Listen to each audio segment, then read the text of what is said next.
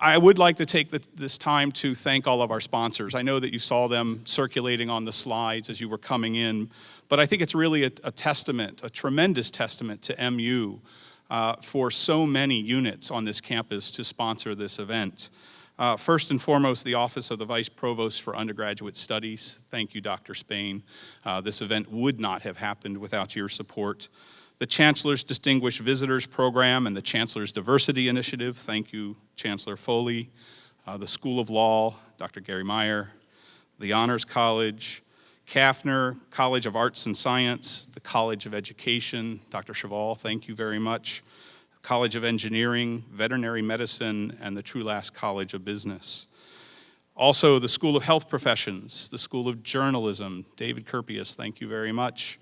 School of Medicine, the Sinclair School of Nursing, the School of Social Work, and the Truman School of Public Affairs, and the Kinder Institute for Constitutionalism and Democracy, the Department of Black Studies, Stephanie, thank you very much, the Department of Psychology, the Masters of Public Health Program, the Peace Studies Program, and Phi Beta Kappa. 22 different sponsors have made this event possible. Join me in thanking them.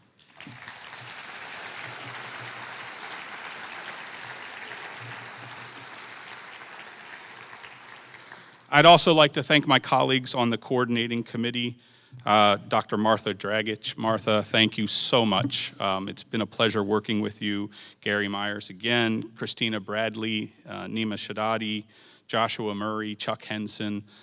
Together we seem to pull this all off. And I won't say that I wasn't nervous until about 10 minutes from now, but it seems to have happened. So it's been a real pleasure, and it's really not easy to pull this all together. So they've done yeoman's work and woman's work as well in bringing this off.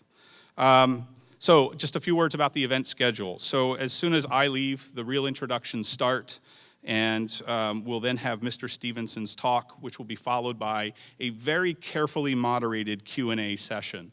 And again, on the rotating slides, you saw one question per person. We will set up the mics in the aisles. You can line up. We'll take as many questions as possible, but that really depends on you, and that is get to a question sometime in the first 30 seconds. And we all know that happens, but really please try to be succinct in asking your question.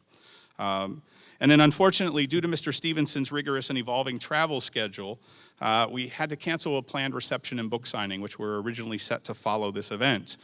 He literally has to leave the backstage doors at 6 o'clock into a waiting car so that he can make an 8:50 flight out of Lambert. So that's all been an evolving situation. So we apologize for that, but we hope that the talk and the Q&A will be sufficient for us to continue the conversations that we need to have here on our campus.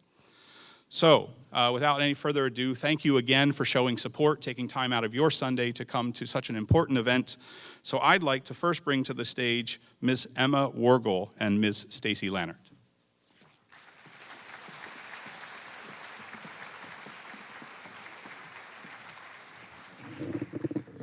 Good afternoon. My name is Emma Wargel, and I'm a sophomore in the College of Business and one of the Brazil Honors College Endowed Diversity Scholarship recipients.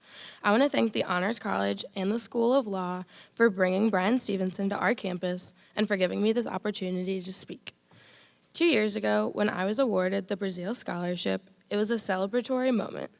The award is based on your entire body of academic, personal, achievements, and is one of Mizzou's most competitive scholarship competitions. I was grateful that all of my effort and achievements were being recognized. It didn't take me long, however, to understand that becoming a Brazil scholar also meant that I have a responsibility to uphold the ideals of Jim and Kathy Brazil, the generous benefactors of this award. Jim and Kathy are two of the most incredible people you could ever meet and are tireless advocates for social justice. They feel deeply the need for a kinder and gentler world, especially one where there is equity, tolerance, and understanding among all peoples, but especially for African Americans. They fund this generous scholarship to not only attract high-achieving students to Mizzou, but also to ensure that opportunities for true and authentic relationships form.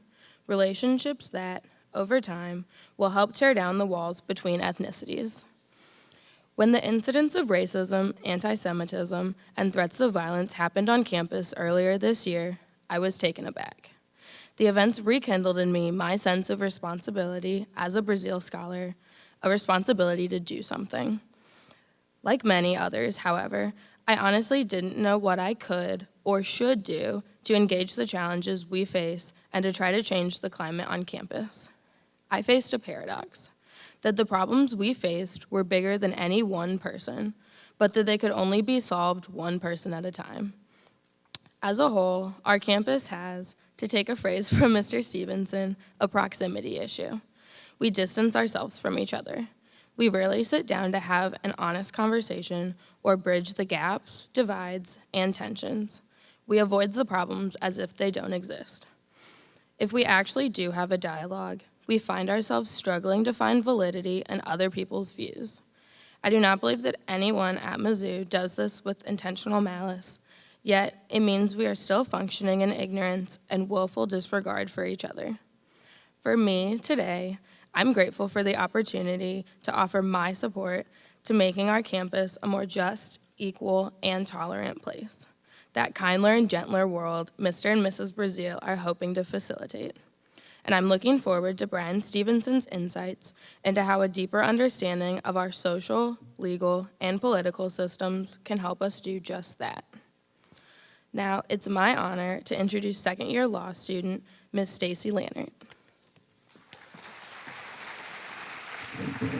Thank you. Hello. My name is Stacy Lannert, and I'm a second-year law student at the University of Missouri School of Law. We have all had an I remember when moment in our lives, and I remember when I heard Mr. Stevenson's message. It was the summer before the beginning of my law school journey, and I was grappling with the apprehension and fear of the unknown, asking myself, did I make the right choice in pursuing this career? Then I heard Mr. Stevenson's message of seeking mercy, changing the narrative, and allowing humanity to surface. He reminded us that behind every number is a name and a story. I have had all three, and I realized my opportunities were due to all the people who have shown me mercy. Mr. Stevenson's message inspired me to be bold and continue on with this path, and hopefully provide an example of what a person can achieve when shown understanding and the power of empathy. And I would like to thank the University of Missouri School of Law for helping me to hone my voice and hopefully to make a difference in the future. During this past year, his book, Mr. Stevenson's book, Just Mercy, has been the focus of the One Read program at the law school, and I have watched the students begin to engage in thoughtful dialogue and debate inspired by Mr. Stevenson's thoughts and words. It is an honor to be here today and welcome you on behalf of the University of Missouri to what will become an I remember moment for every person here today. And now it is my honor to introduce Mr. Michael Middleton, interim president of the University of Missouri System, who will introduce our speaker. Thank you.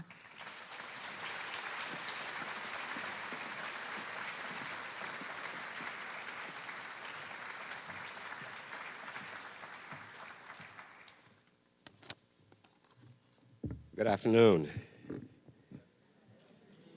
Oh, that's nice.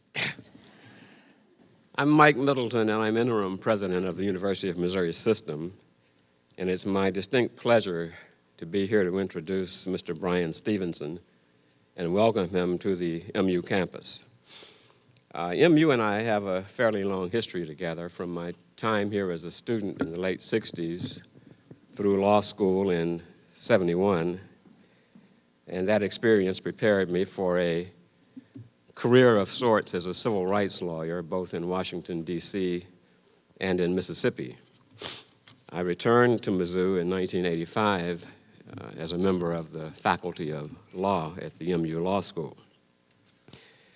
As for Stevenson, he was just a young lawyer when he founded the Equal Justice Initiative in Alabama, a legal practice dedicated to defending those most desperate and in need, the poor, the wrongly condemned, and women and children trapped in the farthest reaches of our criminal justice system.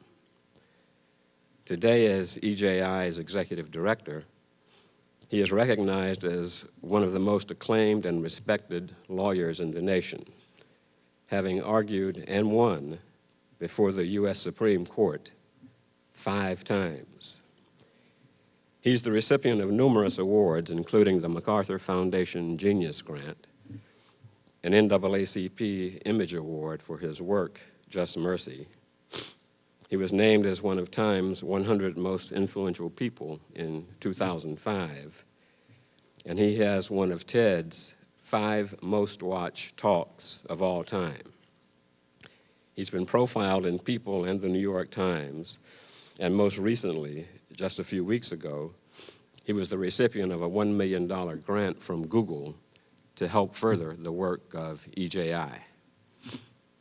We have brought Stevenson to campus today at the behest of the School of Law and the Honors College, both of which are using Just Mercy as part of their common reading programs, so that we can learn from his insights into the American legal system, a system wrapped up in our ever-changing social values, strengths, and frailties. Here at Mizzou and on college campuses and university campuses all across the country, the core issues that he addresses in his daily work, fairness, dignity, and equality, are at risk of being neglected.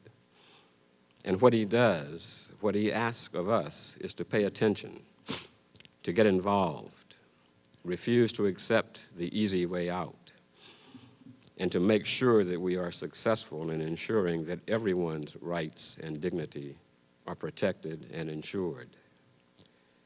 No one, he notes in Just Mercy, is the sum total of their worst act, and everyone is entitled to protection and redemption, even the least among us, even when their worst act is rightfully on trial. We have much to learn from Mr. Stevenson.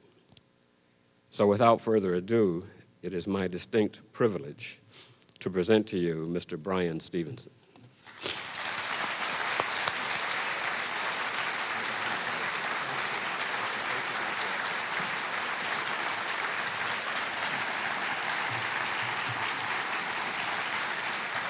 Thank you.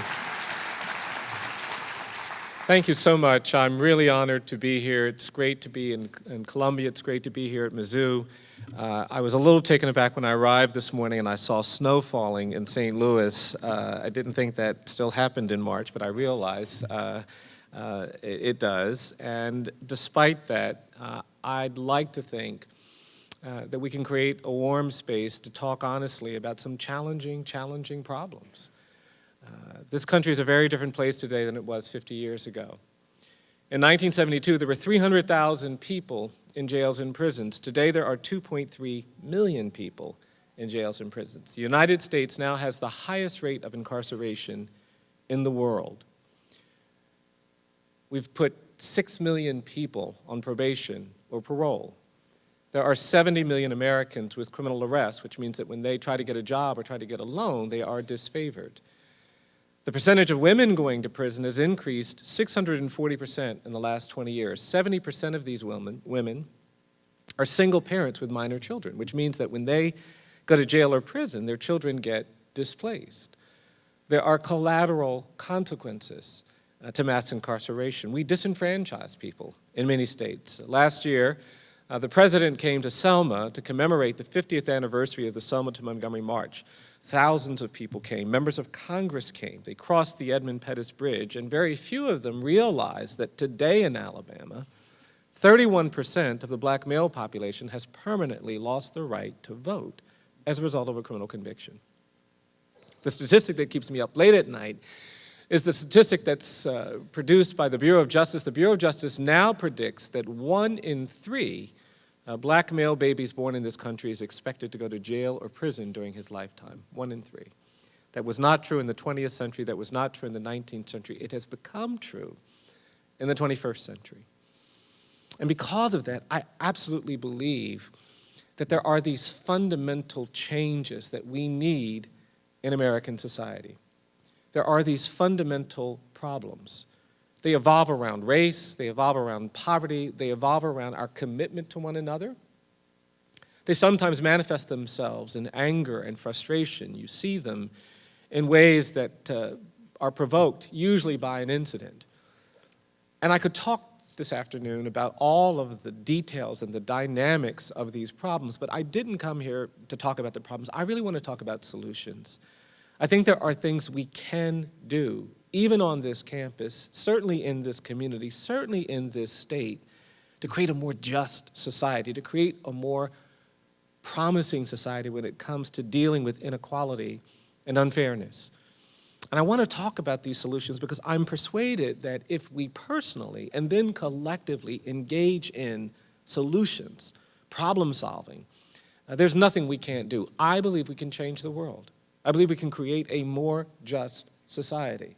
But we cannot do it without engaging in some of these problems. So the first thing I think we have to do if we want to change the world, the first thing you've got to do, if you want to create more justice, you've got to get proximate. I do not believe that we can create more justice. We can change the world from a distance. You've got to get close to the problems that you're trying to address. And whatever those problems are, proximity is essential. We've got a lot of people trying to problem solve from a distance. And their solutions don't work because they're not close enough to see the nuances and details of those problems. Without proximity, you're not going to be effective. And that means getting closer to the parts of our community where there's poverty, getting closer to the parts of our community where there's suffering and abuse and neglect. And sometimes on college campuses, we are so wrapped up in our issues, we actually forget outside of our campuses is a larger world where these problems persist. And while we have to deal with the issues close to us, we also have to be proximate to the people around us that can't get to this campus. You see, most of us have been taught our whole lives that if there are bad schools in our neighborhood, if there are places where there's poverty and despair, if there are high crime areas, if there are places where there's drug addiction and dependency, if there are areas where there's abuse and neglect, you should stay as far away from those places as possible. I've come this afternoon to argue that we should do the opposite of that. We need to get closer to the children and the places in our community where there's poverty and suffering. Those schools that aren't functioning very well, we've got to get closer to them.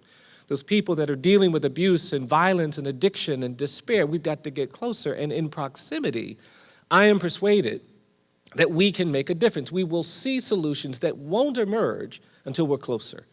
When you're dealing with issues of race and class and disagreement, it's only when we get close enough to one another to hear and see that we have any capacity to get to someplace that's better. There is power in proximity. And sometimes that power doesn't emerge until we are proximate. I'm the product of someone's choice to get proximate. I grew up in a community where black children couldn't go to the public schools. I started my education in a colored school. When I was a little boy, black kids couldn't go to the public schools. There were no high schools for black kids when my dad was a teenager. And then lawyers came into our community and they got proximate to poor black kids like me, and they made them open up the public schools. And because of that, I got to go to high school. And I have no confusion about the fact that if those lawyers had not chosen to get proximate, I likely wouldn't be standing here this afternoon. But because they did, I got to go to high school. I graduated from high school and I got to go to college. No one in my family had gone to college before. I went to a small college in Pennsylvania. It was a beautiful campus. I loved being in college. I was very active in music. I was very active in sports. I majored in philosophy. And after a couple of years, I woke up one morning and I thought, man, I like college a lot. And I called my mom and I said, Mom, I want to tell you something. I love college. And I've made a decision. I've decided to stay in college the rest of my life. And my mother said, I didn't go to college, but I don't think they're going to let you do that. I said, no, Mom, they will. And when I became a senior, I was, because I was a philosophy major, I used to think I'd have to go out here on the hillside and think deep thoughts. And I was out on the hillside thinking what I thought were great deep thoughts, and somebody came up to me and said, you are a philosophy major, and you are a senior. What are you going to do when you graduate? And I heard this as a very hostile question because I realized that nobody was going to pay me to philosophize when I graduated from college. So I frantically started thinking about how to stay in school. And because nobody in my family had gone to college before, I didn't know that if you want to do graduate work in the United States, and you want to do that work in history or English or political science, to get into graduate school, you actually have to know something about history, English, or political science. I was pretty intimidated by that, so I kept looking, and to be honest, that's how I found law school. It was very clear to me that you don't need to know anything to go to law school. You don't. And so I signed up for that, and a few months later found myself at Harvard Law School, sitting in a classroom, and I was deeply disillusioned.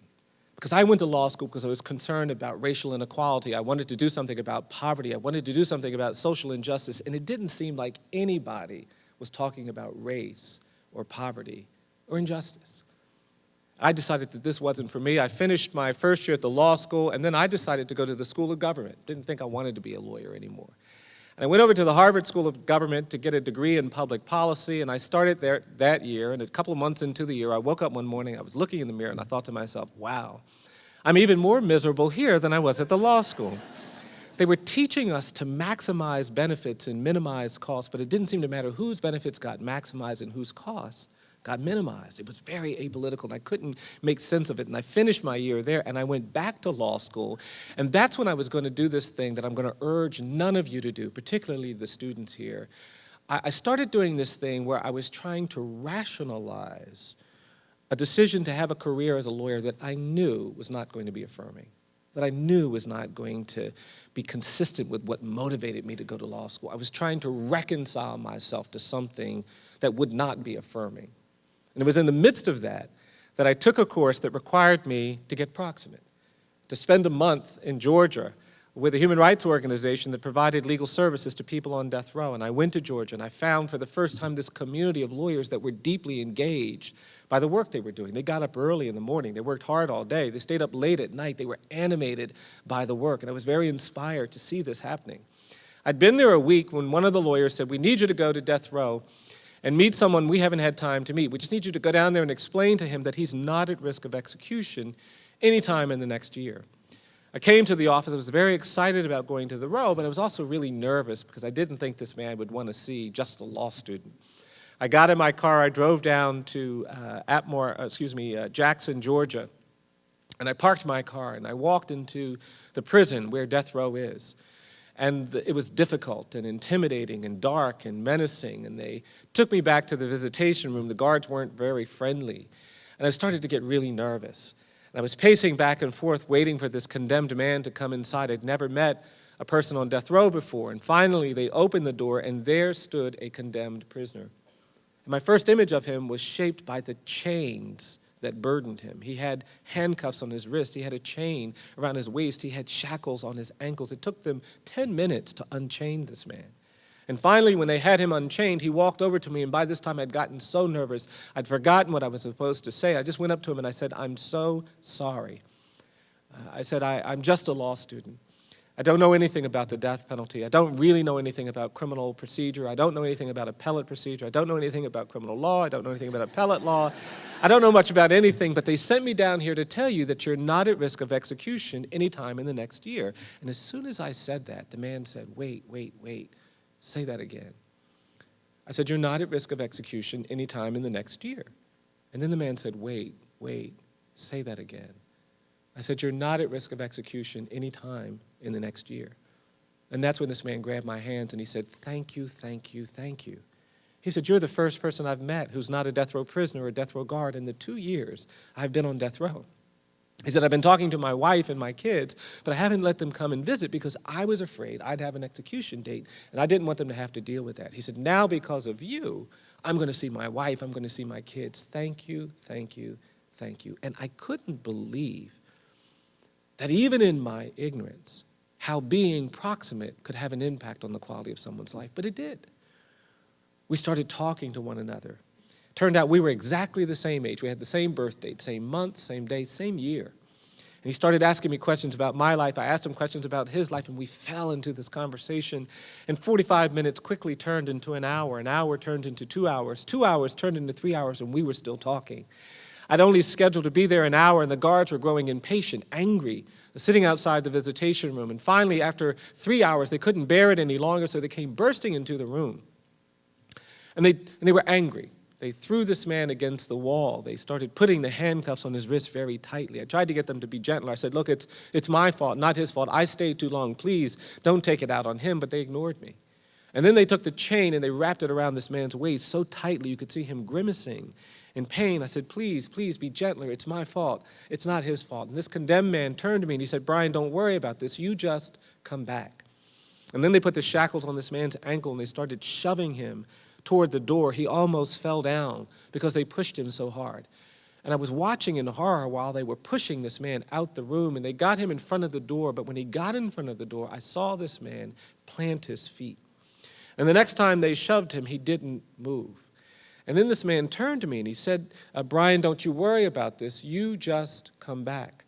And then I watched this man do something I've never forgotten. I stood there and saw this man close his eyes. And then he threw his head back. And then he started to sing. He started singing this hymn I used to hear all the time. He started singing, I'm pressing on the upward way. New heights I'm gaining every day, still praying as I'm onward bound. And then he said, Lord, plant my feet on higher ground. Everybody stopped. The guards recovered and they started pushing him down the hallway. You could hear the chains clanging, but you could still hear this man singing about higher ground. All of a sudden, everything changed for me. I knew in that instant that I wanted to help condemned people get to higher ground. But more than that, I knew that my journey to higher ground was tied to his journey. I realized that if he doesn't get there, I can't get there. And it radicalized my interest in the law. I went back to Harvard Law School. You couldn't get me out of the law school library because I needed to know everything about substantive due process and procedural due process and federalism and comity and how we're going to deal with these complex constitutional tensions. I needed to know it all because now I knew I wanted to get condemned people to higher ground. And that's what proximity will do for you. If you really want to understand how to deal effectively with the vestiges of all of the confusion and ugliness that we are dealing with in this nation, if we want to create environments that are responsive to the difficulties that are created when we don't acknowledge challenges like racial bias, et cetera, we've got to get closer to the places where those problems are most manifest. We've actually got to enter the spaces where poverty and despair and neglect can be seen. And in proximity to those places, we find our power. And it is essential that we understand the need to get close to all of those situations, all of those problems that we are most motivated to address. But proximity alone won't do it. We won't change the world just because we're proximate. We've got to do some other things. The second thing I believe we have to do, if we're going to change the world, if we're going to create a more just environment, we have to change the narrative that sustains the problems that we're trying to address. You see, behind every policy decision, behind every procedure, behind every difficulty, there's a narrative. And sometimes we focus so much on the policy that we don't address the narrative.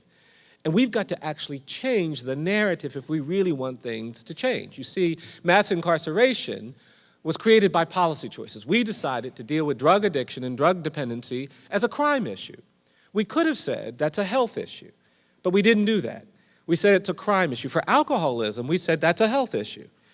If any of us know someone who's an alcoholic and we see that person going into a bar, we would never think, oh, let me call the police. We have a consciousness that that's a disease and we've got to surround that person with help. With drug addiction and drug dependency, we didn't do that. We said this is a crime and we've sent hundreds of thousands of people to jails and prisons. And the reason why we made that policy decision was a narrative pushing us to embrace what I call the politics of fear and anger. This country for the last 40 years has been, I think, misled by our politicians who have tried to keep us afraid and keep us angry. And I will tell you that a society, a community that is making decisions rooted in fear and anger will tolerate abuse. You will tolerate inequality, you will tolerate injustice. And that narrative of fear and anger was what allowed us to kind of get comfortable with things that are fundamentally unjust. I've seen it happen. It happened to children. We had some people about 30 years ago going around arguing that some children aren't children. They made up this idea that there were some kids in American society that might look like kids, that might act like kids, that might sometimes sound like kids, but they said, don't be deceived, these are not children. They came up with a new word for them. They said, these aren't children, these are, quote, super predators. And that label was used to demonize a generation of children, mostly black and brown kids. And it shaped the policies. Every state in the nation started lowering the minimum age for trying children, as adults. That happened in Missouri. And we put thousands of kids in our adult jails and prisons. We started condemning children to die in prison. I represent a 14-year-old, not too far from here, sentenced to die in prison for a crime that was not an intentional act of violence. It was a tragic mistake. And we started throwing these kids away, and that narrative allowed us to be indifferent to the suffering that we created, the cruelty we tolerated. I worked on a case some years ago involving a young 14-year-old boy who lived in a household where his mother was repeatedly the target of a lot of domestic violence. This boy's mother had a boyfriend, and when this man would start drinking, he would sometimes become very, very abusive.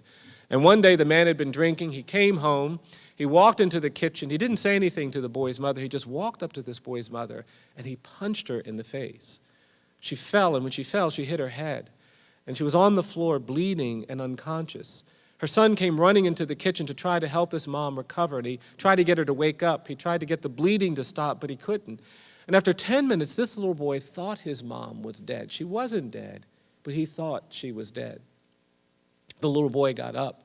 He walked into the bedroom where the man had walked inside and fallen asleep, and he was intending to call the police and to call an ambulance. But then he remembered that this man kept a handgun in his dresser drawer. And instead of picking up the phone, he opened the dresser drawer and he picked up the gun. He walked over to where the man was sleeping. The man was snoring. And when the man stopped snoring, this little boy who had pointed the gun at the man's head panicked. And when he panicked, he tragically pulled the trigger, shot the man in the head. The man was killed, died almost instantly. This little boy was very small for his age. He was under 5 feet tall. He weighed less than 100 pounds. He'd never been in trouble before. He had no prior juvenile adjudications. He was the kind of kid that might have been tried as a juvenile, but for the fact that the man that he shot and killed, his mother's boyfriend, well, that man was a deputy sheriff. And because he was a deputy sheriff, the prosecutor insisted that this child be treated as an adult. And the judge certified him to stand trial as an adult, and they immediately placed this boy in the adult jail. He'd been there 3 days before his grandmother called me and asked me to get involved. And I went to the jail, and I couldn't believe how frail and terrified this little boy looked when he walked in. He sat down. I started asking him questions, but no matter what I asked him, he wouldn't say a word. I put my pen down. I said, "Look, I can't help you if you don't talk to me. You got to talk to me." The little boy wouldn't say anything. I got up, I walked around the table, I pulled my chair close, I said, "Come on, you got to talk to me. I can't help you if you don't talk to me." And this child kept staring at the wall. And finally, I couldn't figure out what to do, and I just sat there. And at some point, I leaned on him. I don't even know why, but I leaned on this little boy, and when I leaned on him, he leaned back. And when he leaned back, I put my arm around him, and I said, "Come on, you got to talk to me. I can't help you if you don't talk to me." And that's when this little boy started to cry. And through his tears, he began talking to me, not about what happened with the man, not about what happened with his mom, but he started talking to me about what had happened at the jail. He told me on the first night he had been hurt by several men. And then he told me on the next night he'd been raped by several people. He told me on the night before I'd gotten there, so many people had hurt him, he couldn't remember how many there had been. And I held this little boy while he cried hysterically for almost an hour. I tried to get him calm, couldn't. And after an hour, got him calm. I said, "Look, you stay right here. I'm going to get you out of here. You just stay right here. Don't worry. I'm going to get you out of here." And I will never forget that little boy grabbing me by the arm saying, "Please, please, please, don't go." I said, "No, it's okay. It's all right. I'm going to get you out of here." And I left that jail. And the question I had in my mind when I left that jail was, who is responsible for this? And the answer is, we are. We are.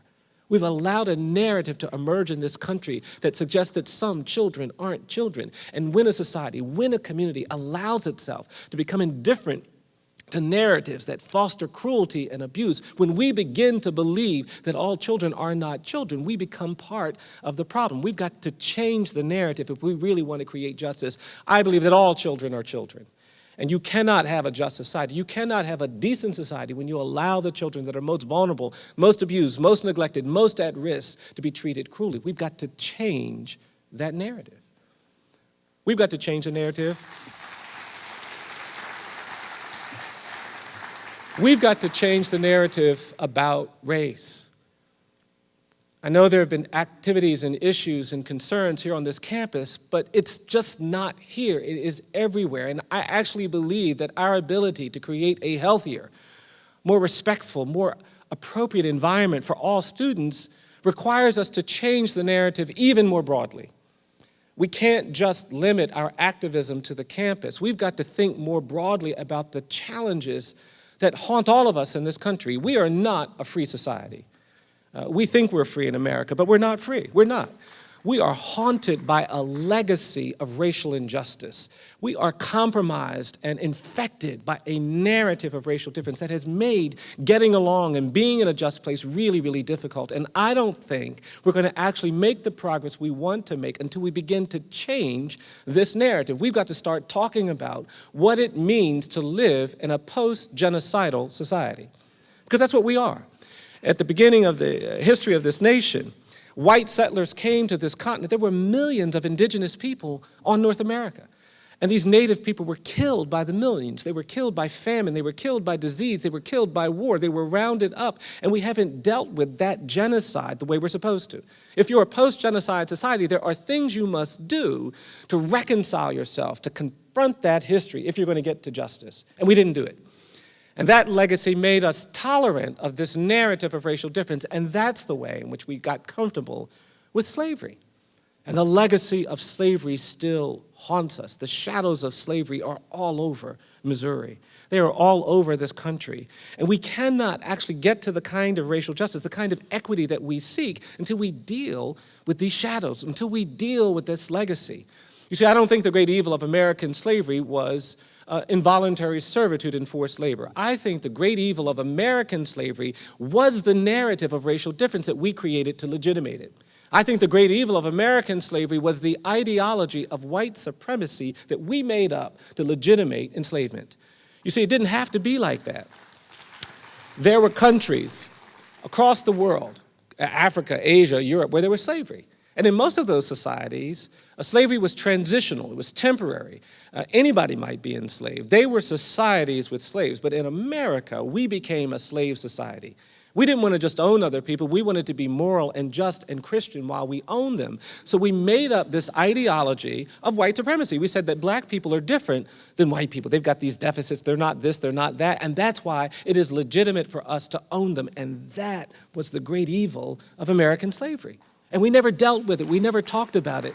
If you read the 13th Amendment, what you'll find are the words that deal with involuntary servitude and forced labor. If you look at the Emancipation Proclamation, look at the debates that were going on in the mid-19th century. Everybody was talking about servitude and forced labor. Nobody was talking about ideologies of white supremacy and narratives of racial difference. And because of that, I don't believe that slavery ended in 1865. I think it just evolved. It turned into decades of terrorism and violence and racial hierarchy, and we haven't talked about it. We are in this country contaminated by this era of racial terrorism.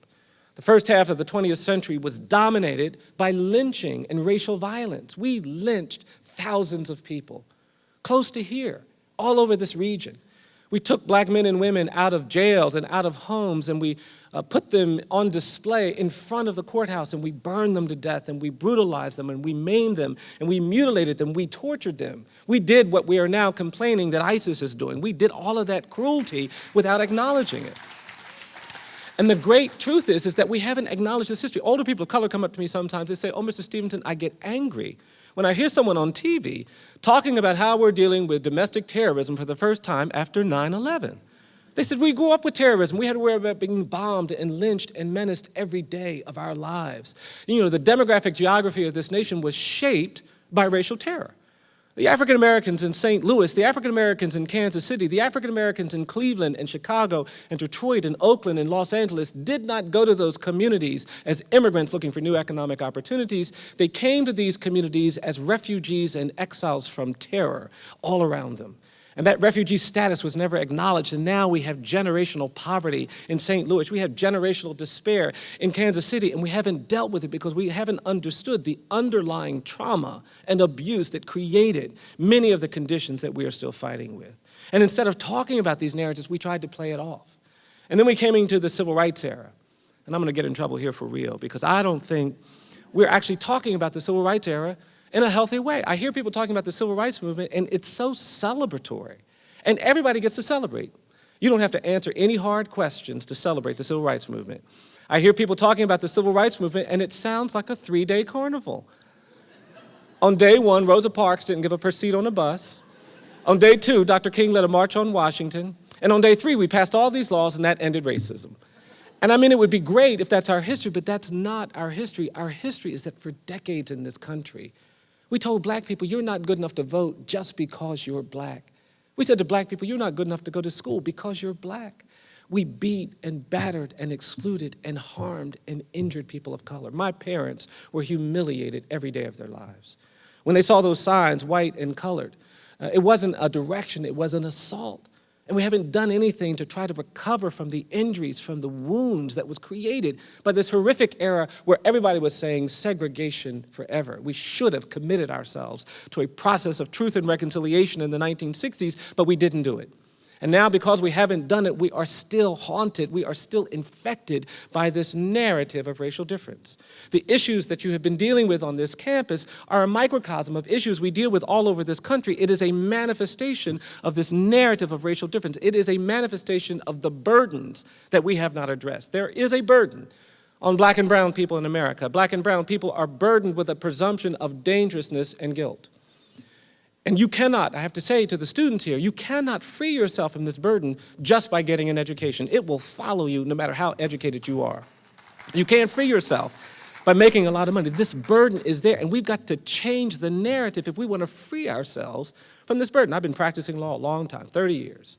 I was in a courtroom not too far from here in the Midwest. I got there early to do a hearing. I had my suit on, I had my shirt and tie on. I was at the courtroom early. First time I'd been there, I was sitting at defense counsel's table. And the judge walked in and he saw me sitting at defense counsel's table, and when he saw me, he said, hey, you get back out there in the hallway and you wait until your lawyer gets here. I don't want any defendant sitting in my courtroom without their lawyer. And I stood up, I said, oh, I'm sorry, Your Honor, I didn't introduce myself. My name is Bryan Stevenson, I am the lawyer.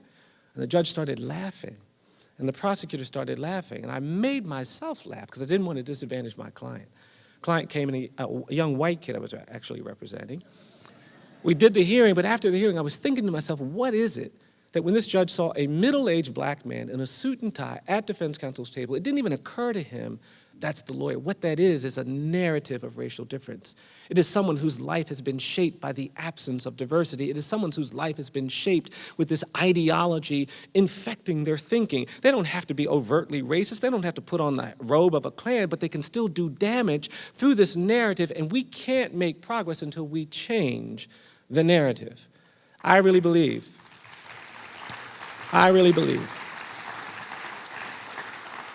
that on this campus and throughout this nation, we have to engage in truth-telling.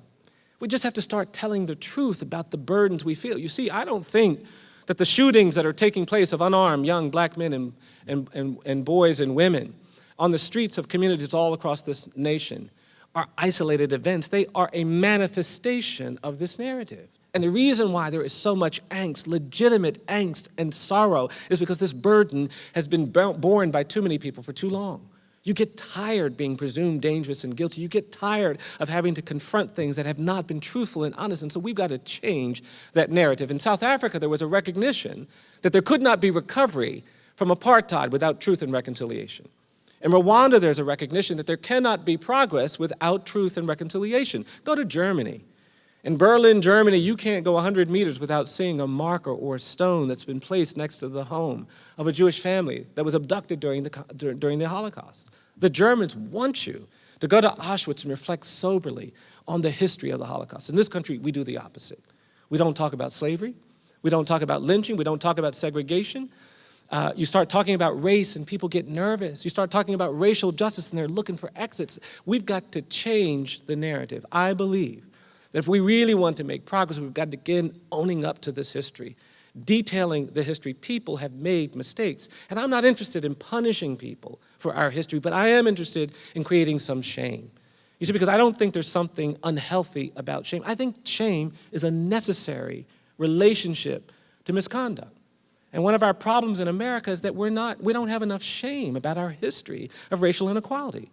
We're indifferent when people see the manifestations of that history. We're angry when people start talking about that history. And if we don't change the narrative and get to the point where we're trying to get, we will not be free. We have a project. The calendars that we brought here to campus, which we will send more of if people are interested, are part of a project. We want to mark every lynching site in America. There are lynchings not far from here that need to be marked, right? We want to excavate the slave trade and how it manifested itself in places like Missouri and Arkansas and Tennessee. We want to create a consciousness about our history of racial inequality. But it's through that consciousness, that truth-telling, I think we can motivate people to want to respond differently. I don't know why we didn't engage in conversations about reparations. It's a word that everybody gets scared about. But how do you do wrong? How do you make mistakes? How do you abuse and oppress and treat people unjustly without then wanting to repair if you're trying to do justice? And we didn't do that. And because of that, we still see this, like I said, we've got to change the narrative. But proximity and changing the narrative won't get us there alone. The third thing I am persuaded we've got to do, if we want to create more justice, we've got to stay hopeful. And I say that with an awareness that it's hard.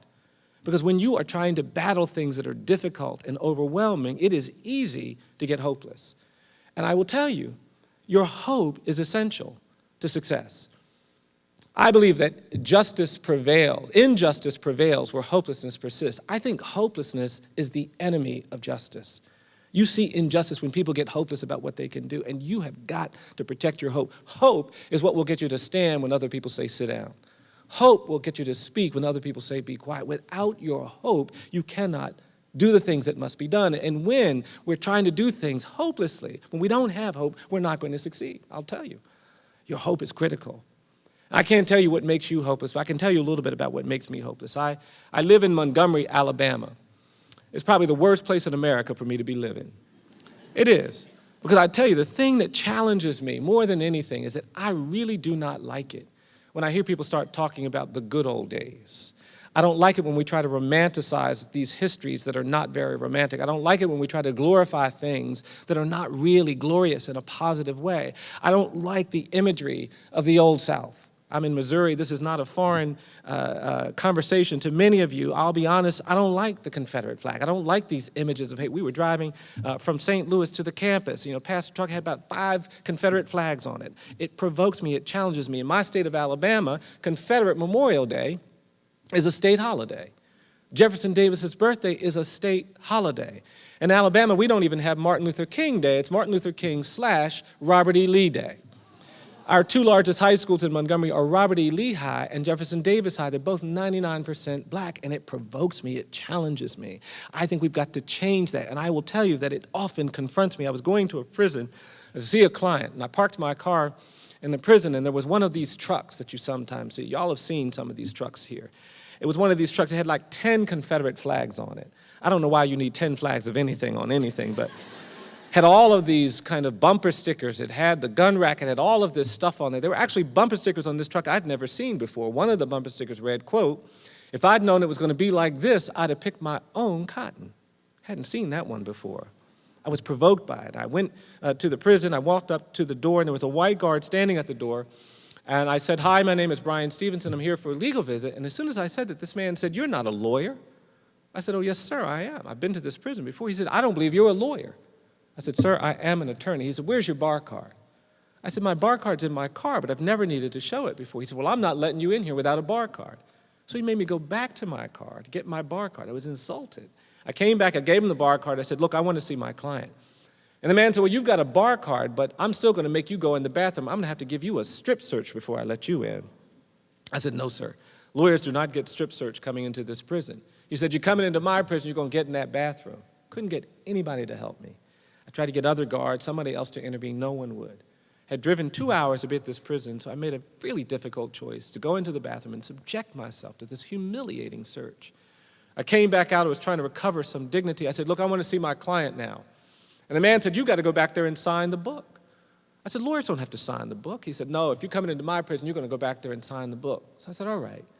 And finally, this man took me to the door, and he unlocked the door so I could go into the visitation room. And I was about to walk inside when he grabbed me by the arm. He said, "Hey, let me ask you something." I said, "What's that?" He said, "Did you see that truck out there with all those bumper stickers and flags?" I said, "Yeah, I saw that truck." He said, "I want you to know that that's my truck." Really provoked me, really provoked me. I was in the visitation room angry, waiting for my client to come out, a young African-American man I'd never met before. And this young client comes out, and he sits down, and the first thing this young client says to me is, quote, "Did you bring me a chocolate milkshake?" And I thought to myself, this is the strangest day I've had in a really long time. I said, no, I didn't bring you a chocolate milkshake. I'm your lawyer. I'm here to represent you. And I started asking my questions, and it very quickly became clear to me that he wasn't paying attention. And I put my pen down. I said, he's hung up on this milkshake. I said, look, I'm sorry. I didn't know you wanted me to bring you a chocolate milkshake. The next time I come, if they let me, I'll bring you a chocolate milkshake. And that's when this man smiled and smiled and smiled. He was terribly disabled. Been treated horrifically, terribly as a child. He was in 29 foster homes by the time he was 10 years old. At the age of 13, he began showing symptoms of bipolar disorder. But he couldn't get medical care, so he started using crack cocaine. At the age of 15, he had moved to heroin. At 16, he began showing symptoms of schizophrenia. At 17, he began having psychotic episodes. At 18, he was homeless, roaming the streets, sometimes wavering in and out of these psychotic episodes. At 19, in the midst of a psychotic episode, a man walked past him. He thought he was being attacked by demons. It was just a man walking by, but he stabbed the man to death. He was arrested, charged with capital murder, quickly convicted, quickly sentenced to death. I got the record. I started reading through the record. I couldn't find the words mental health, mental disease, mental disability anywhere in the transcripts. Terribly defended. One of the challenges that we have in this country is that we still have a criminal justice system that treats you better if you're rich and guilty than if you're poor and innocent. Wealth, not culpability, shapes outcomes.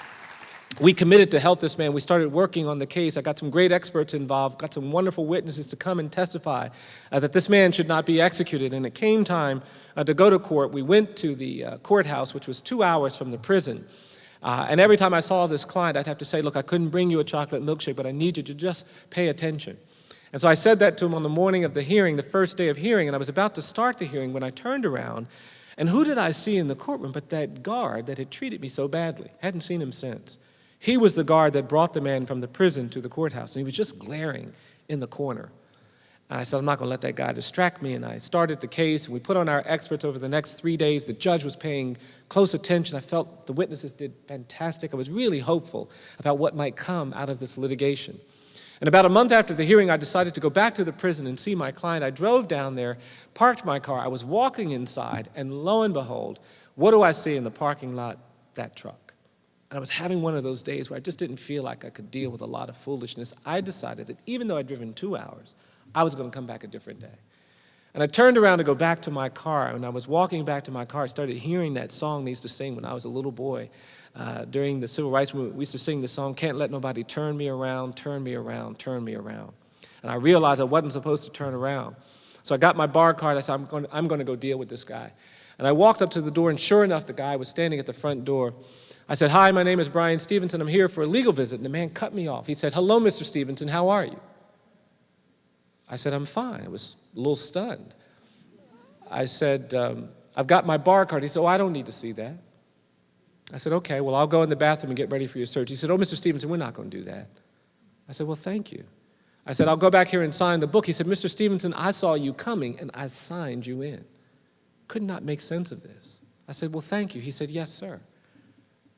He turned around to take me to the door. I was trying to figure out what is going on. I was following him to the visitation room, and I was really confused. And when we got in front of the door, I watched this man pull the keys out of his pocket.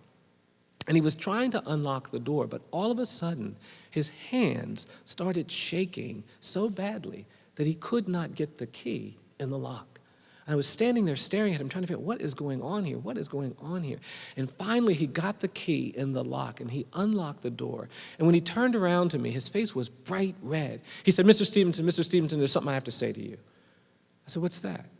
He said, I was in that courtroom during those 3 days of court, and I was listening. He said, I want to tell you something. He said, I want you to know that I grew up in the foster care system, too. I had it really bad. He said, I didn't think anybody had it as bad as I did, but I realized during that hearing that maybe your client had it worse than me. He said, I realized I'm also a really angry person. He said, I've been angry my whole life. And I just started thinking about a lot of things, and I'm glad you're here because there's something I want to say to you. And this man looked at me. He said, Mr. Stevenson, I want to tell you something. He said, I think what you're doing is a good thing. And then he looked at me and he said, I hope you keep fighting for justice. And then this man looked at me and he said, sir, can I please shake your hand? He put his hand out. I shook his hand. I said, I really appreciate this. I can't believe it, and I'm really grateful that you would say what you said. He said, no, sir, I want you to know I think what you're doing is a good thing. Would have never, ever thought it possible. Would have never, ever imagined it. I turned to go into the prison, and the man grabbed me by the arm and said, wait, I got to tell you something else. I said, what's that? He said, well, I just want you to know I did something on the way back from the courthouse to the prison. I said, what'd you do? He said, well, I decided to take an exit, and I took your client to a Wendy's, and I bought him a chocolate milkshake. It's a really silly story, but I tell it to you because we've got to stay hopeful about what we can do to create more justice. If our fighting, if our struggling, if our activism if our problem solving isn't rooted in hope, we will not get where we're trying to go. If you don't believe that you can diversify the faculty, if you don't believe that you can diversify the staff, you won't do it. If you don't have hope that we can create an environment that works for everybody, we won't achieve it. Your hope is essential to changing the world. And I wish it would stop there, but there's one more.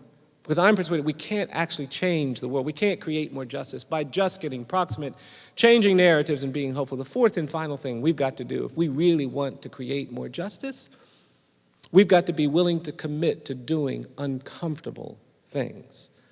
Because we can't get there by only doing what's comfortable and convenient.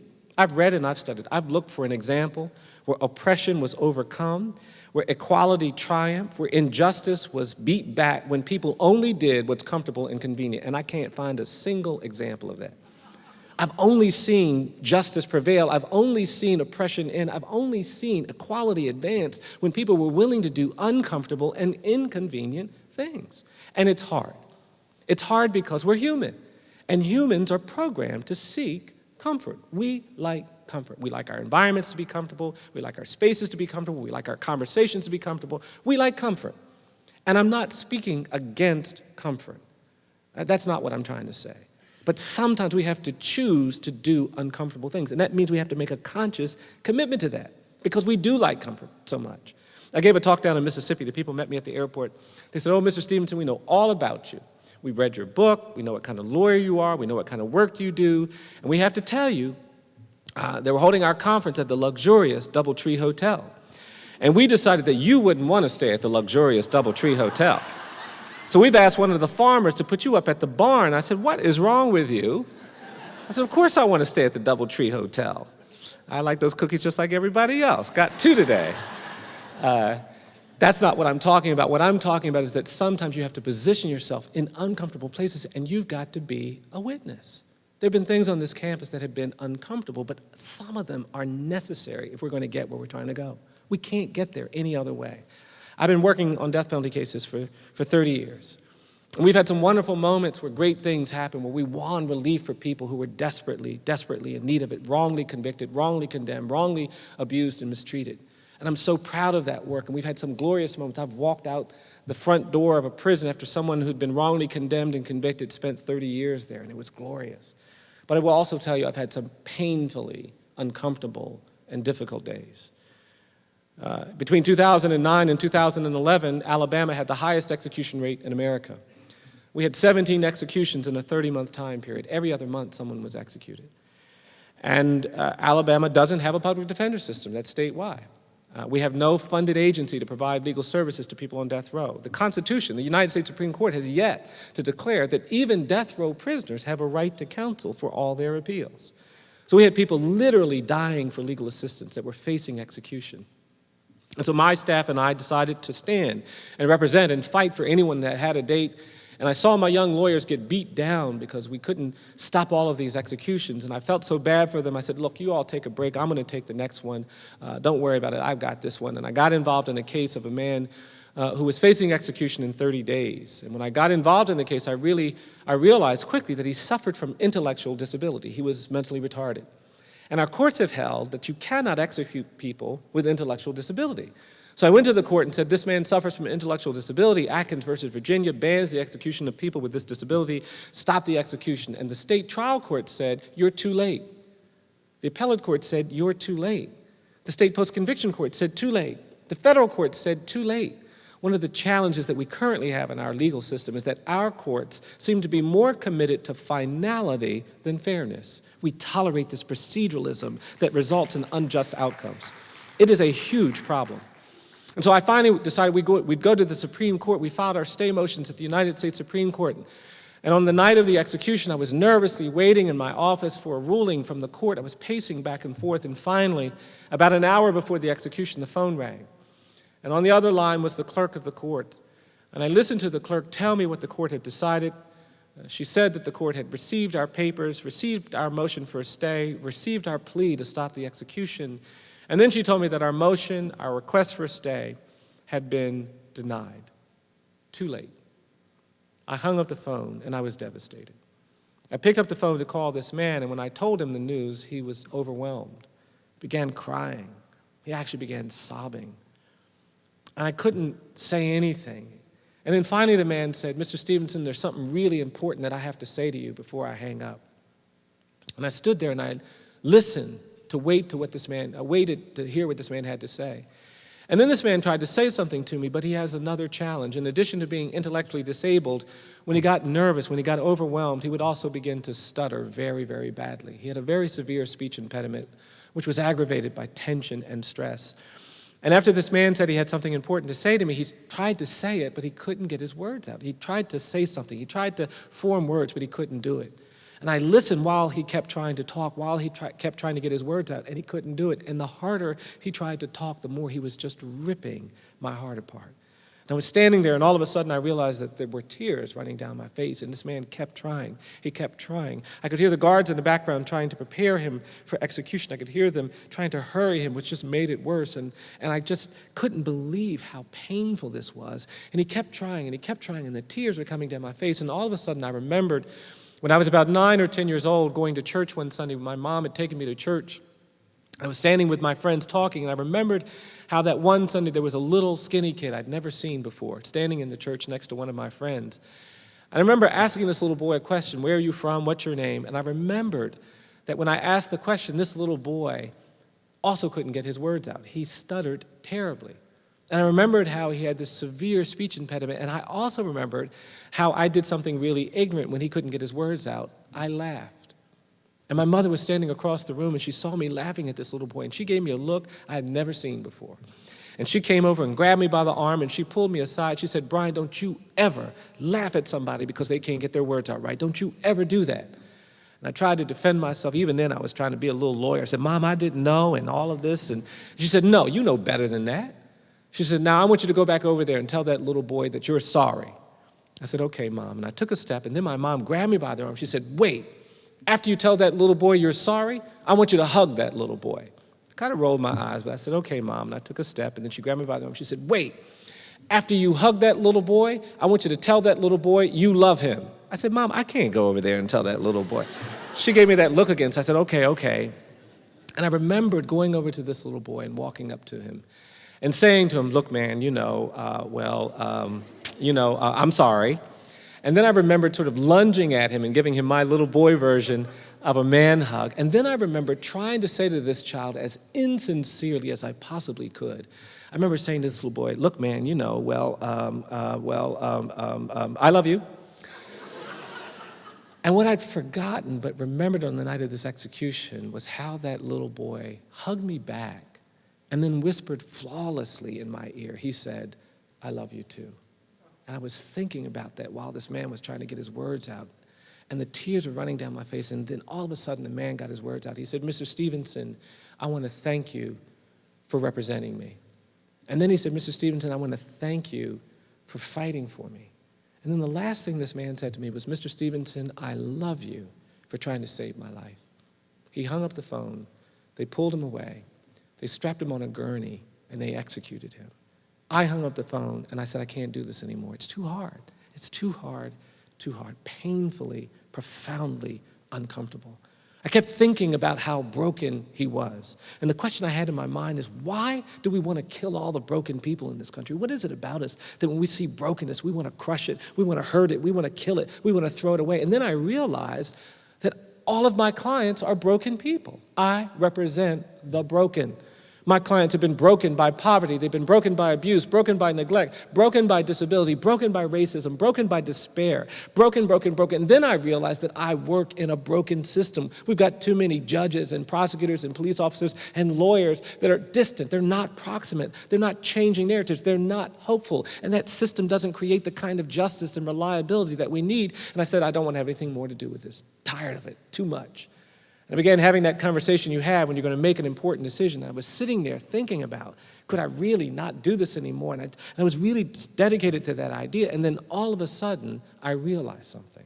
And it was something I'd never realized before. And then I realized I couldn't stop doing the work. I realized why I do what I do. It just came to me. And all of a sudden, I realized that I don't do what I do because I've been trained to do it. I don't do what I do because if I don't do it, no one will. I don't do what I do because it's important. I don't do what I do because it's about human rights. I don't do what I do because people need lawyers. I realized something that night I'd never realized before. And what I realized is that I do what I do because I'm broken too. And the truth is, if you get proximate, if you change narratives, if you are required to be hopeful in the face of overwhelming inequality, if you do uncomfortable things, it will break you.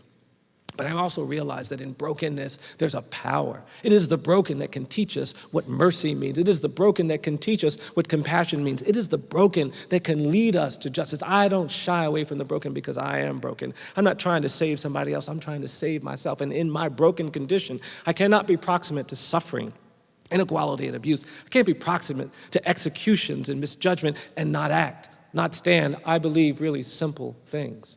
I believe that each of us is more than the worst thing we've ever done. I think if someone tells a lie, they're not just a liar. I think if someone takes something that doesn't belong to them, they're not just a thief. I think even if you kill somebody, you're not just a killer. And justice requires that we know the other things you are.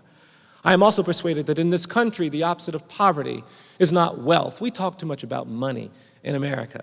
I am persuaded that in most parts of this country, the opposite of poverty is not wealth. I believe the opposite of poverty is justice. And when we commit to justice, that's how we do the things that make the world a better place. And finally, I believe that when I come to Mizzou, when I come to Missouri, when I come to this part of the country, I can't judge how we're doing by looking at all the wonderful things, all of the fantastic things that we can point to that are metrics of success. I don't think we can actually judge our character, our commitment to justice, our commitment to the rule of law, our commitment to the things that ultimately matter by looking at how we treat the rich and the powerful and the privileged. When I come to Mizzou, I've got to judge how we're doing, our character and our commitment, not by how we treat the rich and the powerful, but by how we treat the poor, the incarcerated, and the condemned. It is in that nexus that we begin to see who we truly are.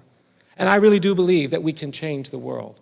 I do believe that we can create an environment that gets us closer to the justice that we seek all around us. But mostly I believe that while we're here, when we're here, we cannot be indifferent to the challenges that are swirling around us, around this nation and around this globe. I'll end with this. For those of you who are students, I want you to do well, because your success, your ability to master the things that you're trying to do is critical to your ability to contribute. But don't be confused about the metric that matters when you're trying to change the world. Your grades are not an indication of your capacity to do justice.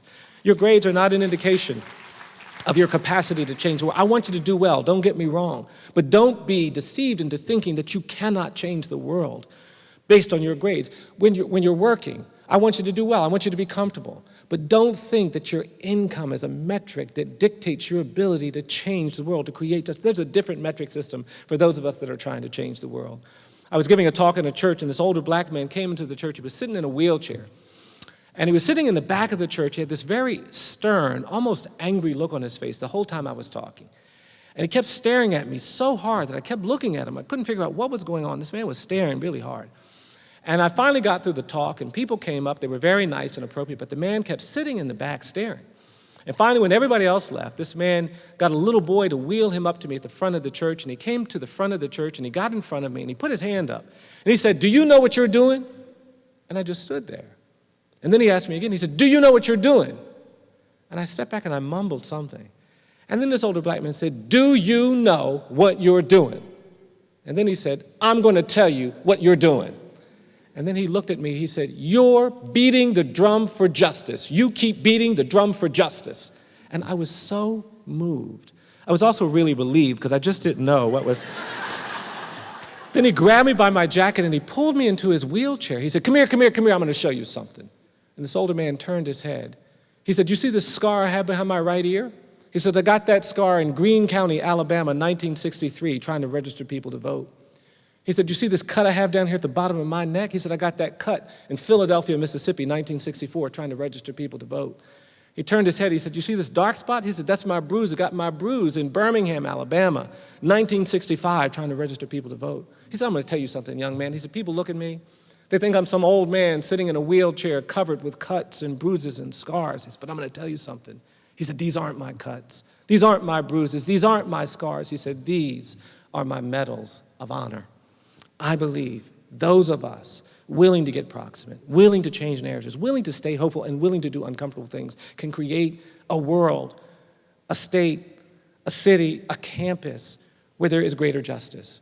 And it is in that hope, that spirit, that I want to thank you for inviting me here. And more than that, I want to thank you for being part of all of those conversations, all of those necessary acts that will get us closer to justice. I'm really thrilled to have had this time with you. Thank you very, very much.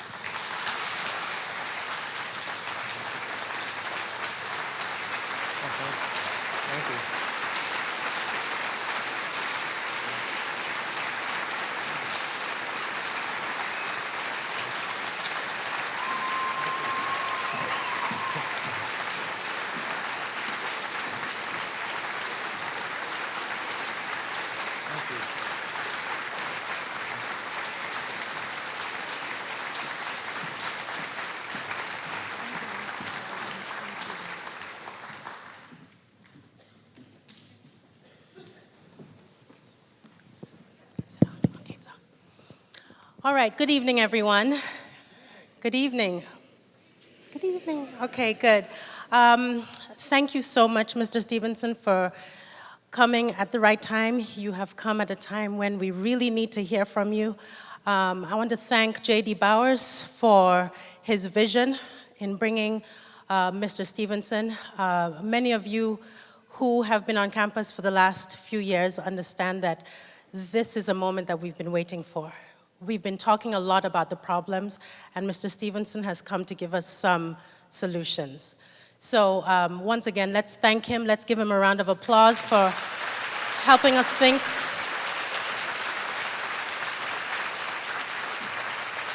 All right, so let me introduce myself. My name is Stephanie Shanakan. I am chair of the Department of Black Studies here at the University of Missouri. Very proud of our institution, very proud of the steps that we're already taking. But you've given us so much food for thought and for more action. So JD has asked me to moderate this. He knows that I can get kind of tough.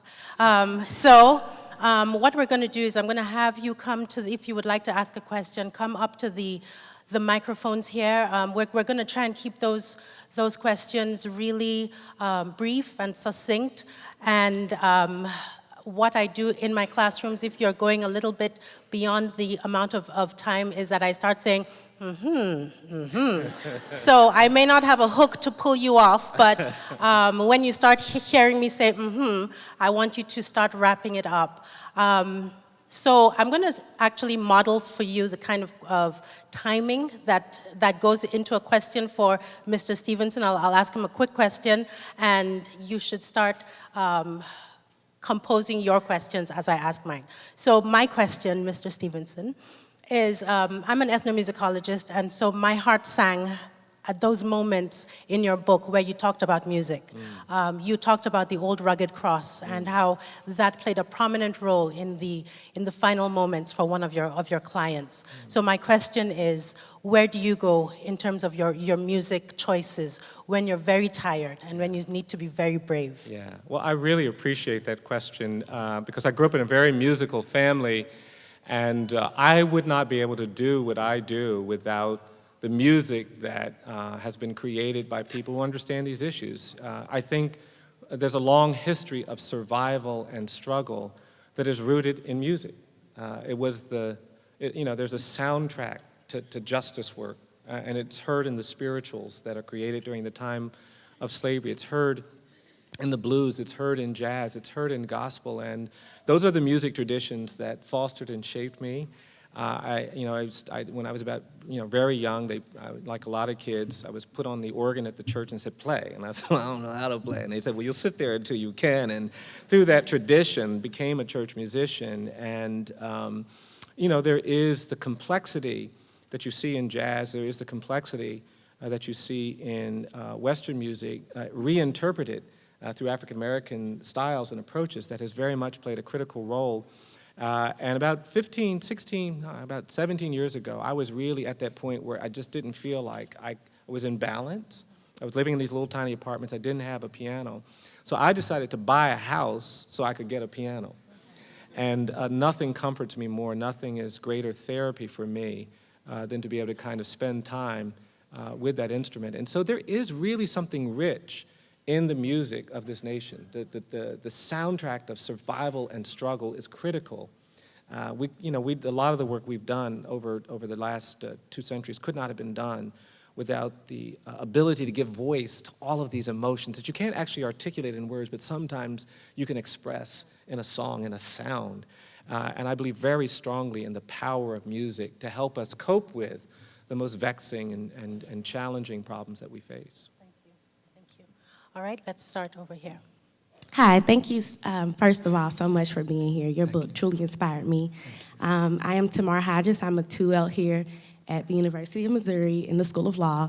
And I'm just curious to know your thoughts on which direction the constitutionality of the death penalty is headed now that Justice Scalia has passed. Yeah, that's a great question. I think that, there has been growing concern about the fairness of the death penalty, the reliability of the death penalty, and I think that you're now beginning to see some evidence that members of the court are just exhausted by it.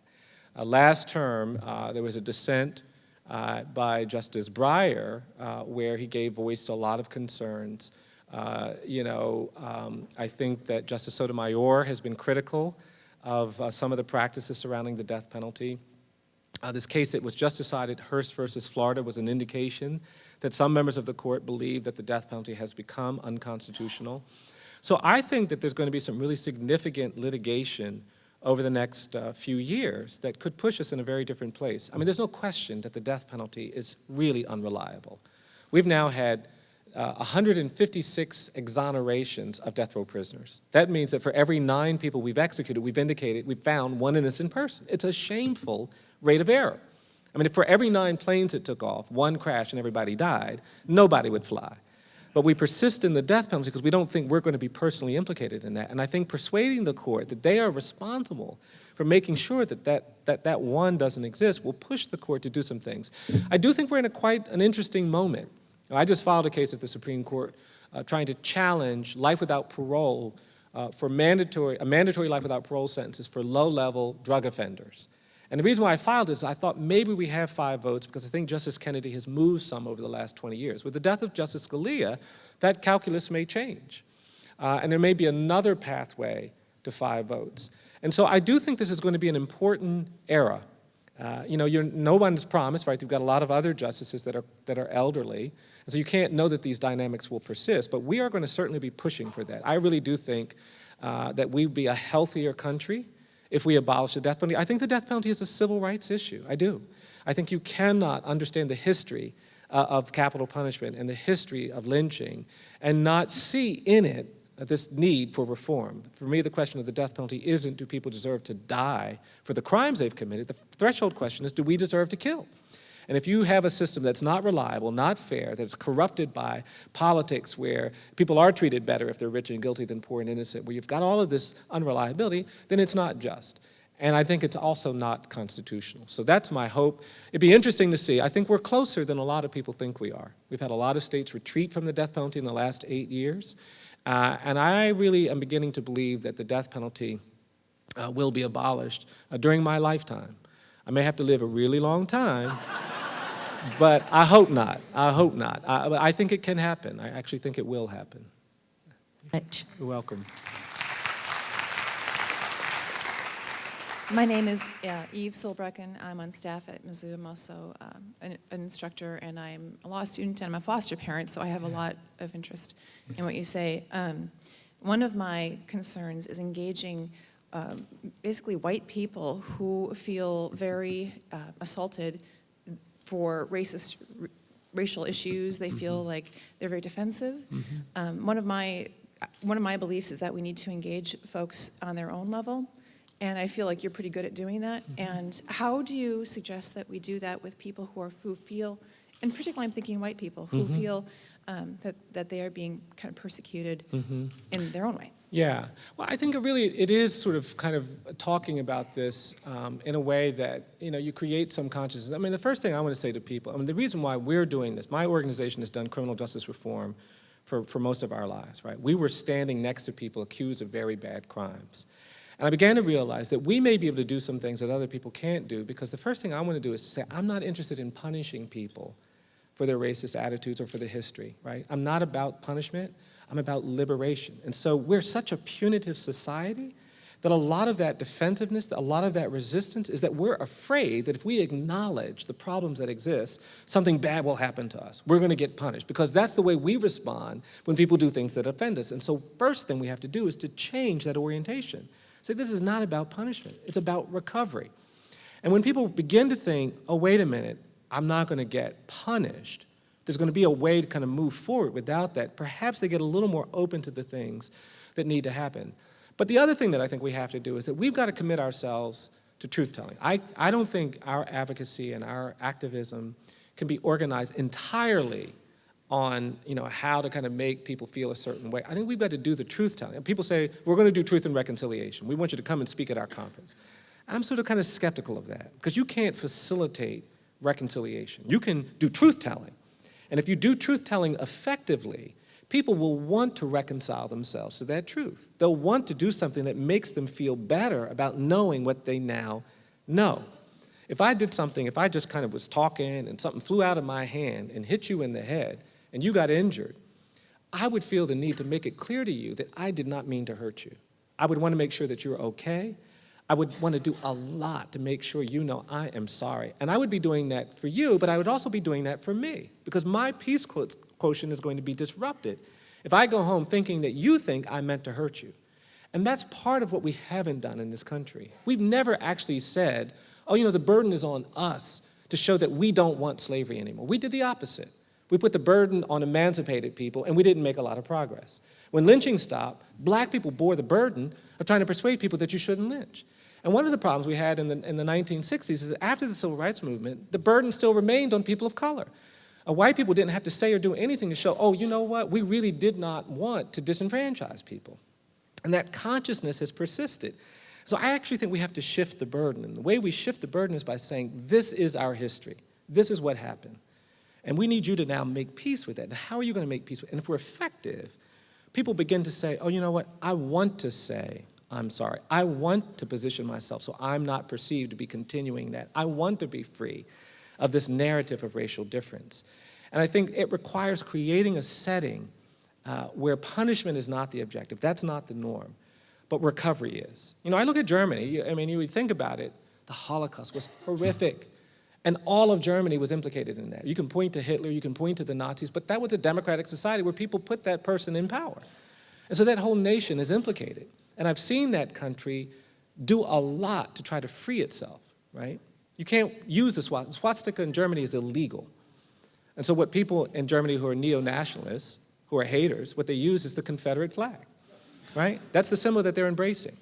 And part of, though, that progress is creating an environment where people feel like we're going to be stronger if we acknowledge the history, the misconduct of the past. And I think that's what we have to do in this country, too. You're welcome. Hi, my name is Madi Bagby, and I'm a master's student in the School of Social Work. And there's a lot of things that you said tonight that resonate with me as a former foster youth and a social worker. And so kind of going away from justice, but it still is very tied in. How can we go about changing the narrative of children in foster care to make their lives better as adults? Yeah, it's a really important question. I think, first of all, we have to recognize that there are so many children in this country that have needs that are not being met. And when people step in to meet those needs, they should be celebrated, they should be applauded, they should be recognized.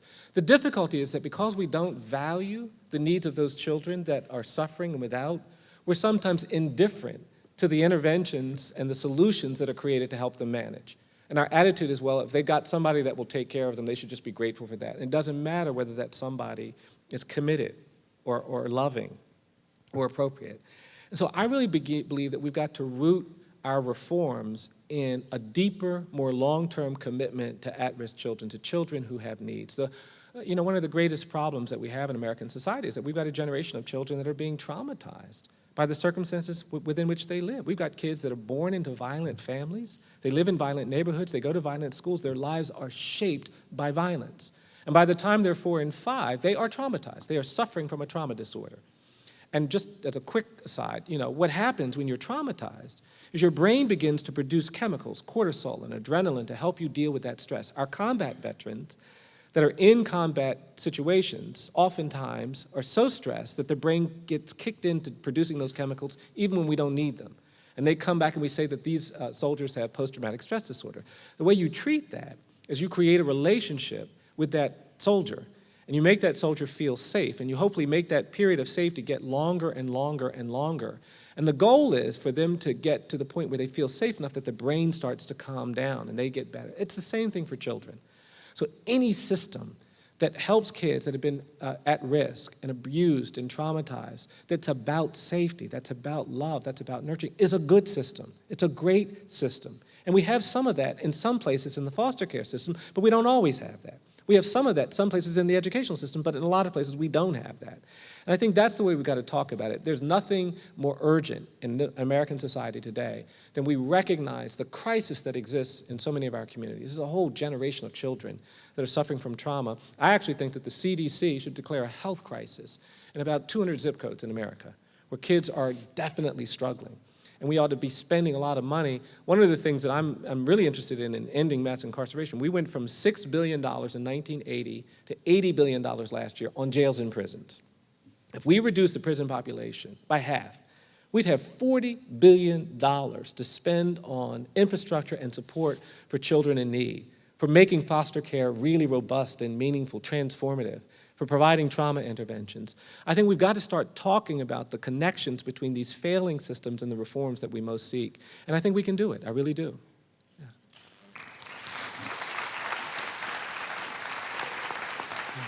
I'm Steve Weinberg. I'm the co-founder of the Innocence Project we have here in Missouri. Wonderful. And it started with some money from one of Mike Middleton's predecessors, Elton Floyd. Wonderful. And you know better than anyone in the room what Innocence Projects do. And I wondered what your thoughts are about how much of the solution Innocence Projects can be and what happens after Innocence Projects are completely overwhelmed, like they really are now. Yeah. Well, I do think that educating people about the unfairness, the unreliability of our criminal justice system is critical, and Innocence Projects have done a remarkable job at getting people to appreciate that. I think we're living at a time where we've got more innocent people in jails and prisons in America than we've ever had in our history. And that's with the success over the last 5 years of getting hundreds of people released. And that crisis is something that I think the projects have done a great job of illuminating. I ultimately think that we have to broaden the discourse, because you can be factually guilty of something and still wrongly convicted, wrongly sentenced, wrongly treated. I'm going to get in trouble again. But I have to say, I was deeply troubled by some of the remarks surrounding the nomination of Merrick Garland to the United States Supreme Court, and some of the president's remarks. And I've been a supporter. I was on the president's task force, but I found it really objectionable, really problematic when the White House tweeted after that nomination was announced, someone saying, "We don't have to worry about Merrick Garland helping murderers convicted of killing innocent people get out on a technicality." I think that's a very problematic consciousness, because the truth of it is we owe everyone a fair trial. The only way we know whether people are guilty or innocent is when we have a fair trial, when we have a constitutional trial. And the fact that we can sometimes prove people innocent doesn't mean that they're the only innocent people. And so I think there's a lot of education that we have to do around what a just society requires. And I think that the projects can do that. I think the challenge, of course, is that we are being overwhelmed. We've got 2.3 million people in jails and prisons, and the infrastructure for providing defense, for providing post-conviction, has not really developed very much. One solution that I'm really pushing very hard, and I know that Innocence Projects are doing it as well, I think we should put the burden back on the states again to make sure that there are no innocent people in state jails and prisons. There ought to be conviction integrity units at the state level in every state. They ought to be at the county level in every county. The burden ought to be on prosecutors and police officers to investigate cases where credible claims of innocence are presented. You ought to be able to take some of the letters you're concerned about and say, okay, we're going to turn this over to the Conviction Integrity Unit because they're going to have an easier time getting access to things that we can. And let's all agree that we don't want any innocent people in jails or prisons. I don't know why we haven't seen that, the resistance to that. It worked in North Carolina already. It has. We've seen it work in a couple places, and it's had amazing outcomes. I'd love to see that become an issue that all of us advocate for more consistently. Thank you. You're welcome.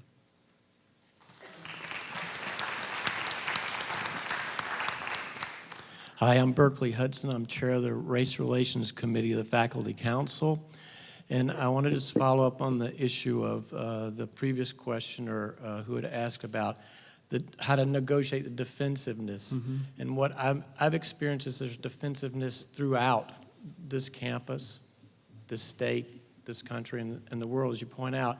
And so one thing I'm intrigued by is how to negotiate, in our own case, Thomas Jefferson's statue that's right out here.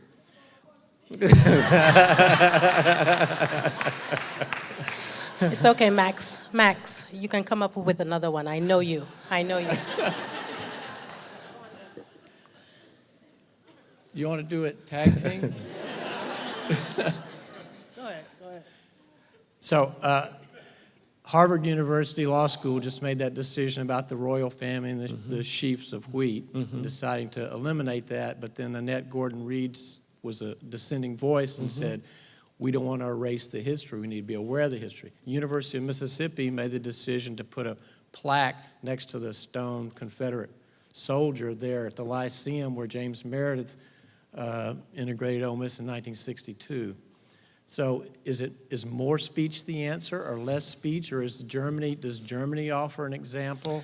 Yeah, I think it does. I really think that we have to, my own view is that we should resist efforts to just add more things, to make things that are unacceptable acceptable, right? If somebody said we're going to make Adolf Hitler's birthday a national holiday in Germany, the rest of the world would go crazy. It would be completely unacceptable to do that. If a nation said, oh, you know, we think what Osama bin Laden did was a good thing. We're going to have a national holiday after Osama bin Laden. This country would boycott that nation. We might go to war with that nation. It would be so provocative to us. And the fact that we can put some things up in this country that counter that would not be sufficient. We should honor the things that are honorable. If it's dishonorable, don't honor it. If it's not worthy of praise and celebration, don't celebrate it. And I think there's a lot we can learn from some of our neighbors. And here's the project. We're doing this in the Deep South because this stuff is so replete in the South. So my community, 59 markers and memorials to the Confederacy in Montgomery. City motto for Montgomery is Cradle of the Confederacy, right? All of this stuff is everywhere.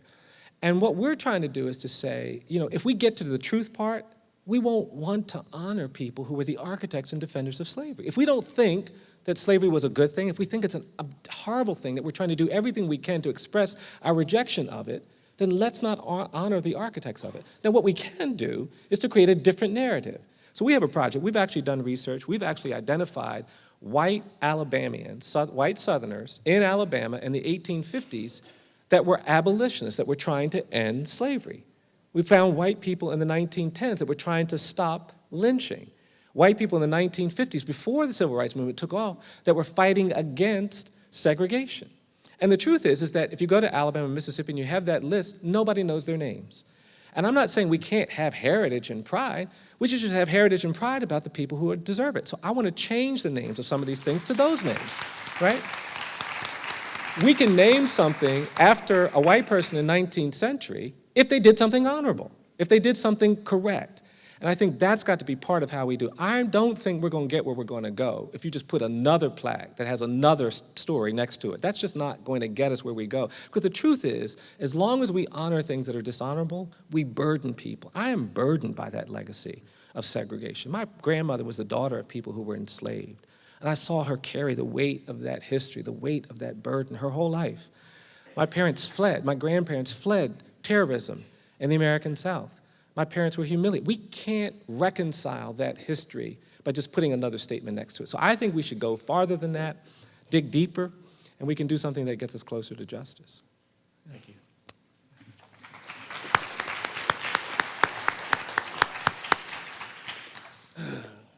What do you have, Max? What do you have? You stole my question. I just want to say thank you for coming here and decolonizing our minds. Yeah. And I wanted to speak on the issues of like symbols and statues that represent white supremacy, genocide, and racism. Like Thomas Jefferson, I wrote a petition to remove Thomas Jefferson from the institution as far as like the statue. And what the main argument that I kept getting was that if we remove the statue, then we remove the history. What is your perspective on that? Yeah, I think it's just a false response. I mean, we're actually not erasing history or forgetting history by taking these acts. We're actually getting deeper into history to contextualize what these things represent. We can replace these things with things that actually tell a true story about how we got where we got. And then we honor the right things. And so, these calendars that we're handing out are for us tactics, they're tools to begin to get people to think about how we got where we're going. And then there's a whole lot of stuff that we need to erect, right?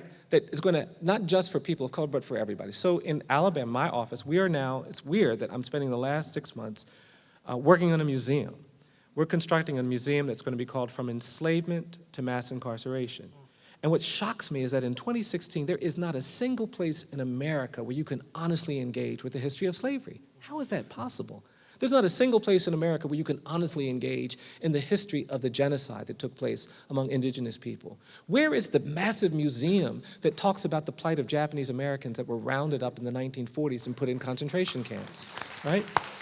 We got to start creating cultural institutions that are so powerful that no one will be comfortable having statues honoring people who were the architects of bigotry and discrimination. One of the things I'm really excited about, and I hope we can partner, I mentioned this to your Vice Chancellor. I want to, we've got a project where we are trying to mark every lynching site in America. We have a project where we send young people, students, to lynching sites where they collect soil, and they put the soil from the lynching in a jar with the name of the person and the date, and we reflect on that. And what I've seen is some really wonderful things come out of those acts of remembrance and reconciliation. So I do think that not only can we replace some of these images that are dishonorable, but we can actually create a campus environment where everybody knows a lot more about the early history of this university. Everybody knows a lot more about the 19th century. Everybody knows a lot more about the first half of the 20th century. We all become deeper, more thoughtful human beings when we engage in the projects that say, oh, you know what, this is wrong. This is a mistake. Let's change it. Let's fix it. And and what's fascinating to me is that we don't worry about all the history that we're not getting. Nobody's complaining about how our consciousness hasn't been tuned into that.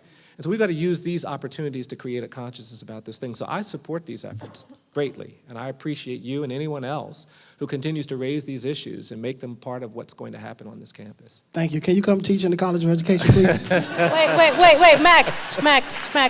I want you to understand that this young man is one of Concerned Student 1950. Yeah. He's one of the people that made us start to change the narrative, and he challenged us. So that's Max Little. Thank you. Okay, I think we only have time for one more question, unfortunately, because Mr. Stevenson has to catch a flight. So go ahead. So sorry. Mr. Stevenson, first I'd like to say thank you for all of us, and we love you. Thank you. My name is Martha Brownlee. I'm a clinical psychologist. I have recently become associated with a group here called Race Matters Friends.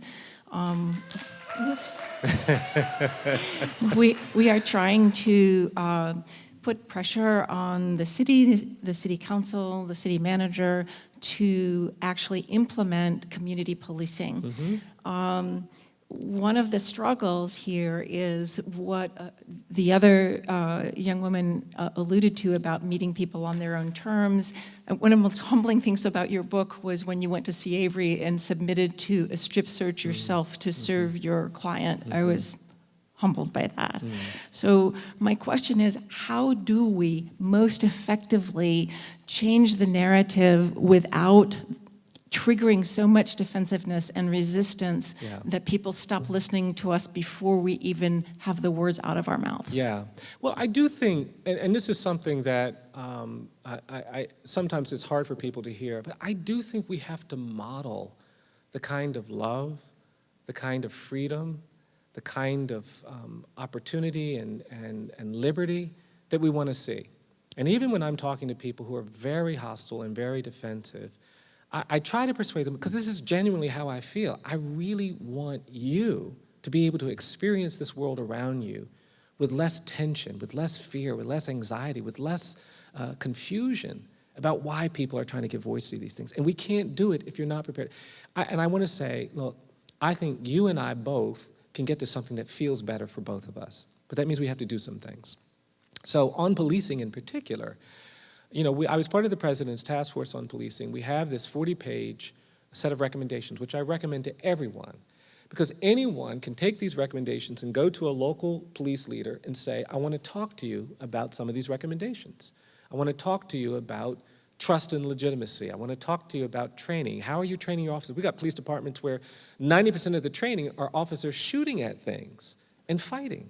And if that's how you train, then you're going to create a consciousness within that officer that's not going to be very healthy or very safe. Ultimately, police officers are safer when the community supports them. And the community actually wants to support the police if they feel supported by the police. But if they feel threatened and targeted and menaced by the police, at risk in front of the police, then of course they're not going to support the police. So we can actually do some things to get there. And I constantly am looking for opportunities to kind of reach out. And I think what you're doing with the city here is really important. One of the things we're doing with our marker project, which has been kind of fascinating, is when we put up markers in communities, I invite the sheriff and the police chief. And I say, I would like for you to come to our marker dedication on a lynching. And I would love for you to stand up wearing your uniform and apologize to the black community that people wearing your uniform 70 years ago, 80 years ago, 100 years ago, refused or failed to protect people of color because of their race. And I know you didn't do it, but someone wearing your uniform did. It would not be inappropriate for you to do that. And then I say to them, I think it would be great if you would then say, please know that even though I wear this uniform, which you might associate with that failure, I am committing to you to be the kind of police chief, to be the kind of sheriff that will protect you when you're being threatened, when you're being attacked. And I want you to know that I stand with you. And it's amazing to me how few are willing to do it. They think they're giving away power, and so that's where I'm staying with these people. I said, no, I want to keep talking about this. Tell me exactly what you think you will lose. And what I'm now seeing is that because we're talking about something just like that, there are some things that are moving forward. I'm actually hopeful we're going to get more of these things. My hope is that 2 years from now, when we put these markers up, I don't have to call the police chief and the sheriff. They'll be calling me. Because we will have created a consciousness that when people do these kinds of things, they don't get pushed down, they actually get embraced. You know, forgiveness is a really important component of how you get to, I call this book Just Mercy because I believe in forgiveness, I believe in reconciliation, I believe in redemption, I believe in mercy. And that means mercy to even people who have been perpetrators of some really vile and terrible things. And I think a lot of us need mercy that we don't even acknowledge. And that's true it's true for all of us. And when we start talking about those things, I really do think we can create progress. It's hard because it means you've got to be strategic when other people are not. You've got to be tactical when other people are not. But that's the legacy of activism that I celebrate. Dr. King was a master tactician. You know, those people were willing to die. I'm not kidding. Willing to die to create justice. And that's the kind of courage, that's the kind of heart that it took to end some of that segregation. It's going to take something comparable to persuade some of our friends that this is ultimately in their interests too. But I think we can do it. I'm really persuaded we can do it. Yeah. Thank you so much. Thank you.